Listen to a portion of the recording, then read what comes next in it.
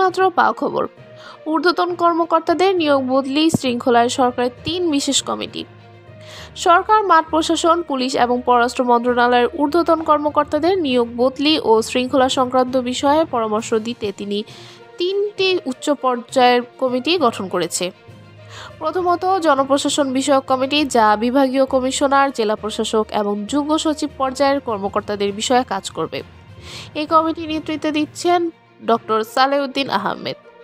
দ্বিতীয়ত, আইন শৃঙ্খলা বিষয়ক কমিটি, যা পুলিশ বাহিনীর এসপি, ডিআইজি ও তাদের ঊর্ধ্বতন কর্মকর্তাদের বিষয়ে পরামর্শ দিবে। এই নেতৃত্বে রয়েছেন লেফটেন্যান্ট জেনারেল মোহাম্মদ জাহাঙ্গীর আলম চৌধুরী। তৃতীয়ত, পররাষ্ট্র বিষয়ক কমিটি, যা পররাষ্ট্র মন্ত্রণালয়ের মহাপরিচালক পর্যায়ের কর্মকর্তাদের নিয়োগ ও বদলি বিষয়ে সিদ্ধান্ত নেবে। এই কমিটির নেতৃত্বে আছেন মোহাম্মদ তৌহিদ হোসেন। এই 3টি কমিটি সংশ্লিষ্ট মন্ত্রণালয়কে সাচিবিক সহায়তা দেবে এবং প্রয়োজনে তথ্য সংগ্রহ করতে পারবে। বিশেষ আপডেটের জন্য আমাদের সঙ্গেই থাকুন। ধন্যবাদ।